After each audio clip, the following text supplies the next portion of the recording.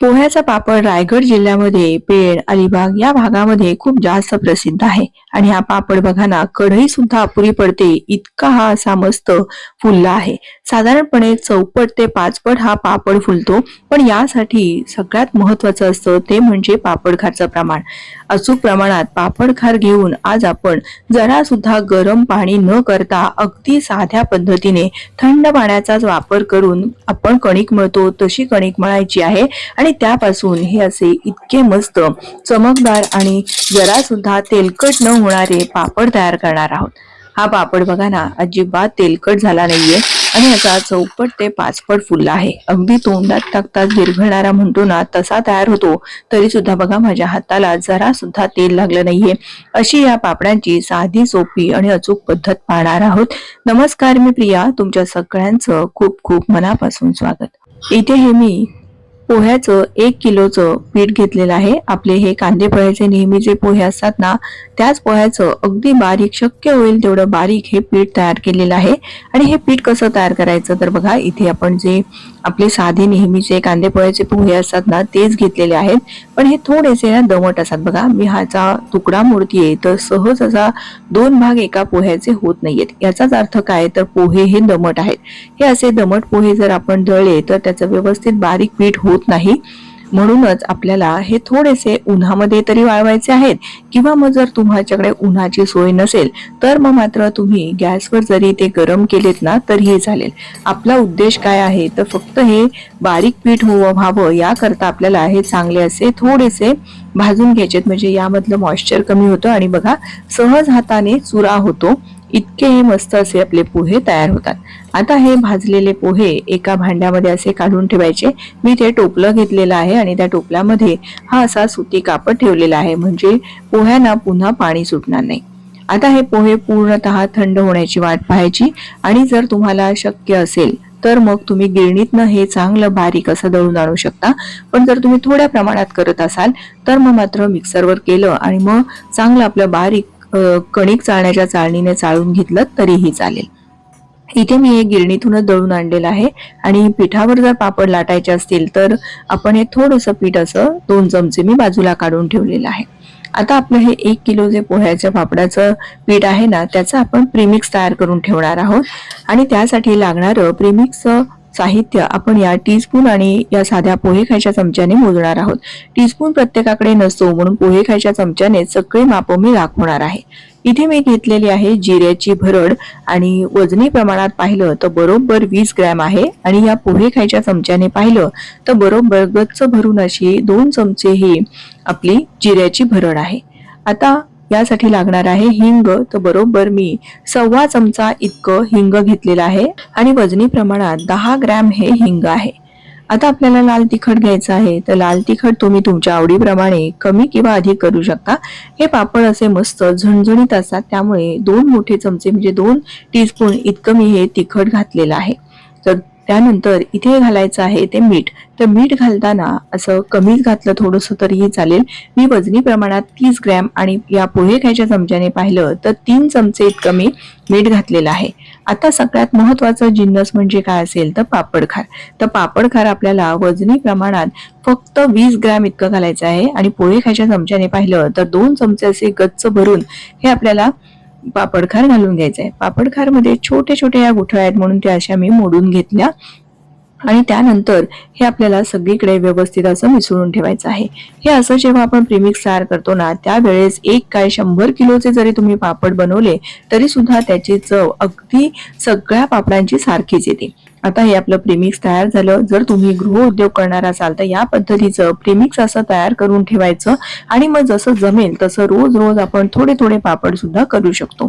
कारण पोह्याच्या पापडाचं पीठ एकदम भिजवलं तर ते घट्ट होतं, त्यामुळे थोडं थोडं भिजवायचं आणि तुम्ही पापड याचे करू शकता. आता साधारणपणे बघा, अगदी हलका दाब देऊन भरून मी हे पोह्याचं 1 कप इतकं पीठ घेतलेलं आहे आणि याचेच आपण पापड तयार करणार आहोत. आता हे पीठ एका मोठ्या अशा परातीमध्ये घ्यायचं आहे. बरोबर 1 कप पिठासाठी आपल्याला 1 कप इतकंच पाणी लागणार आहे. नेहमी मी 2 कप दाखवते आणि उकळतं पाणी दाखवते, पण यावेळेस मी तुम्हाला अगदी पारंपरिक जी अलिबाग, पेण या भागामध्ये जी पद्धत वापरली जाते ना, जुनी पारंपरिक पद्धत दाखवत आहे आणि यामुळे पापड अतिशय सुंदर होतात. बघा, हे मी समप्रमाण जेव्हा पाण्याचं वापरते ना, त्यावेळेस आपण हे पीठ कुटावं खरं तर लागतं, पण न कुटता सुद्धा हे पापड अतिशय मस्त तोंडात टाकताच विरघळणारे तयार करणार आहोत. कधी कधी जेव्हा आपण उकळतं पाण्याचा वापर करतो ना, त्यावेळेस काय होतं तर पापड जेव्हा आपण तयार करतो त्यानंतर ते बऱ्याचदा चिरतात सुद्धा. त्यामुळे या पद्धतीने जर तुम्ही पापड केले तर एकही पापड तुमचा अजिबात चिरणार नाही आणि सहजपणे आपण अगदी लाटू शकतो. गरम पाणी वगैरे किंवा उकळतं पाणी करण्याची अजिबात गरज लागणार नाही. आता हे पीठ बघा व्यवस्थित मळून झालंय, पण बरंचसं घट्ट आहे आणि घेतलेल्या पाण्यापैकी सगळं पाणी मी आता इथे वापरलेलं आहे. असं थोडं थोडं पाणी घालायचं आणि चांगली ही कणिक मळून घ्यायची आहे. हळूहळू हळूहळू पाण्याचा हात लावून चांगली अशी मऊसूत कणिक केली ना की मग पापड सुद्धा आपले अगदी मस्त तोंडात टाकतात विरघळणारे असे बनवून तयार होतात. आता हे आपण चांगलं असं खरं तर कुटून घ्यायचं असतं, पण मी इथे न कुटता हे मिक्सरमध्ये फिरवून घेणार आहे, कारण बघा ह्या पिठाला अजूनही हवा तेवढा लवचिकपणा आलेला नाहीये. लवचिकपणा आणण्यासाठी आपण मिक्सरमध्ये हे पीठ घालणार आहोत.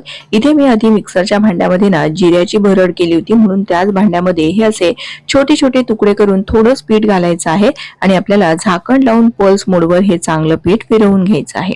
असं केल्यामुळे बघा आपण जास्तीचं यामध्ये पाणी तर अजिबात घातलेलं नाहीये, पण हे मिक्सरला फिरवल्यामुळे छान असं यामध्ये लवचिकपणा आलेला आहे.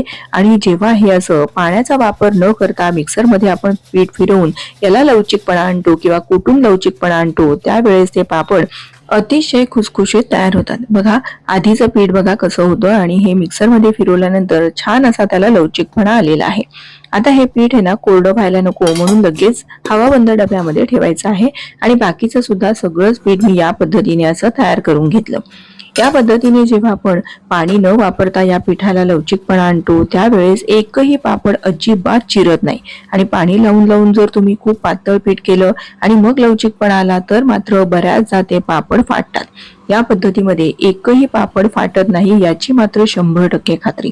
आता या सगळ्या लाट्या मी या पद्धतीने असे तयार करून घेतल्या. बघा ही लाटी मी हातावर दाबतीये तरी सुद्धा जरा सुद्धा कडेने क्रॅक्स गेले नाहीयेत, कारण यामधलं सगळं स्टार्च रिलीज झालं आहे आणि पिठाला छान लवचिकपणा आला आहे.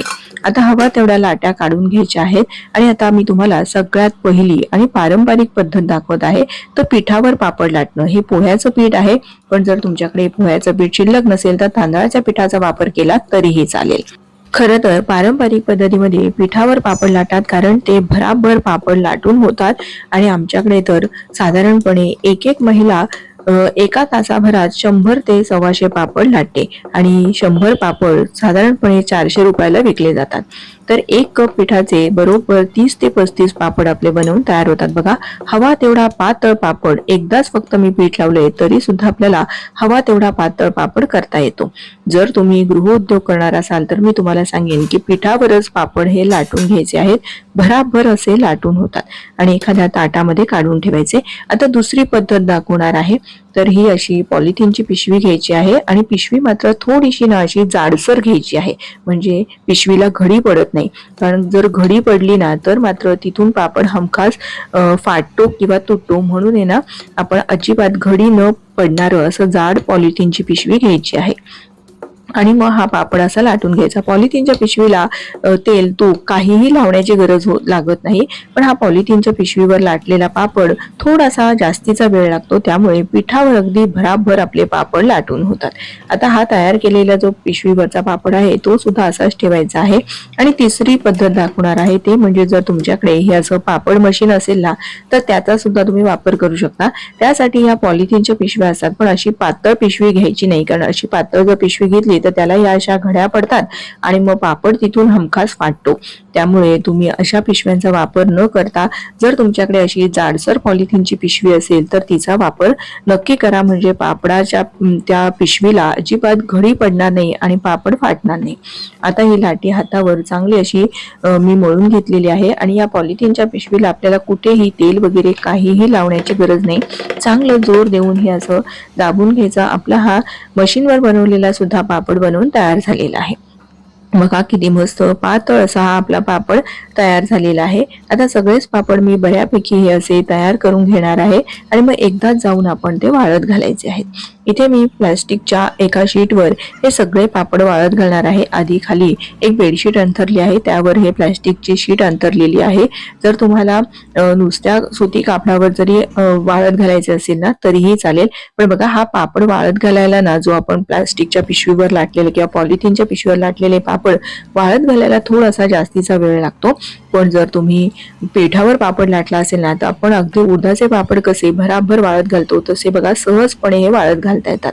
त्यामुळे पिठावर पापड लाटतो पण पटापट आणि वाळत घालायला सुद्धा खूप सोयीचा होतो. बरं एकामेकाला ते अजिबात चिकटत नाहीत, म्हणून तुम्ही या पद्धतीने पिठावर सुद्धा लाटू शकता.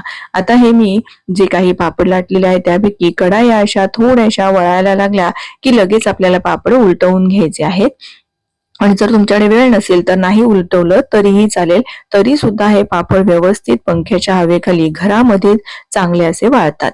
आता मी हे दुसऱ्या दिवशी तुम्हाला दाखवत आहे. एका दिवसामध्ये आता हवेमध्ये बरीचशी उष्णता आहे त्यामुळे एका दिवसातच हे पापड चांगले वाळून तयार झालेत. बघा या आवाजावरून तुम्हाला लक्षात येत असेल की अतिशय मस्त असे कडकडीत आपले पापड वाळले आहेत. याला ही जी शाईन आलेली आहे ना ती आपण प्लास्टिकच्या पिशवीवर लाटल्यामुळे ही शाईन आलेली आहे. आणि जर हा बघा हा पिठावर पापड लाटलेला आहे मी, याला फक्त शाईन नाहीये पण हा पापड लाटायला सोयीचा होतो आणि बाकी याच्यामध्ये काहीही फरक पडत नाही. बघा कमीत कमी पीठ लावून चांगला असा पातळ पापड आपण लाटून घेतलेला आहे. जर तुम्ही गृहउद्योग करणार असाल तर मग मात्र या पद्धतीच्या पॅकेट्स असे तयार करून मग तुम्ही हे एखाद्या सुपर मार्केटमध्ये, किराणा स्टोअरमध्ये किंवा असे कुठेही स्टॉल लावून तुम्ही हे पापड या पद्धतीने विकू शकता. आता आपण हे तयार केलेले जे पापड आहेत ते तळून बघूया. बघा कढईमध्ये घालताच किती मस्त असा चौपट पाचपट हा आपला पापड फुलला आहे. कढई सुद्धा कमी पडते इतका हा पापड मस्त असा फुलला आहे. चांगलं तेल असं निथळून घ्यायचं आहे म्हणजे अजिबात तेलकट पापड होत नाही. बघा साधारणपणे चौपट ते पाचपट हा आपला पापड फुलला आहे, कारण आपण घेतलेलं पापड खारचं अचूक प्रमाण. आणि मुळात म्हणजे आपण जे थंड पाण्यात पीठ मळलं ना त्यामुळे काय होतं तर एकही पापड चिरत नाही आणि मस्त असे आपले एकसंध पापड असे बनवून तयार होतात. हा दुसरा पापड सुद्धा बघा अगदी मस्त असा 5 पट इतका फुलला आहे आणि मस्त असा जाळीदार हलका असा पापड बनवून तयार झालेला आहे. तुम्हाला ही आजची थंड पाण्यामध्ये पीठ मळण्याची पद्धत आवडली असेल तर प्लीज व्हिडिओला एक लाईक करा. आणि तुम्ही कधी हे असे थंड पाण्यामध्ये पीठ मळून पोह्याचे पापड केले आहेत का हे मला कमेंट करून नक्की सांगा. बघा जरा सुद्धा हाताला तेल लागलं नाहीये असे हे अजिबात तेलकट न होणारे रायगड जिल्ह्यातील प्रसिद्ध असलेले पोह्याचे पापड एकदा तरी नक्की तयार करून पहा आणि तुमचा अनुभव माझ्यासोबत शेअर करा. व्हिडिओ आवडला असेल तर प्लीज एक लाईक करा. तुमच्या मैत्रिणींना, नातेवाईकांना जास्तीत जास्त शेअर करा. पुन्हा लवकरच भेटूयात. धन्यवाद.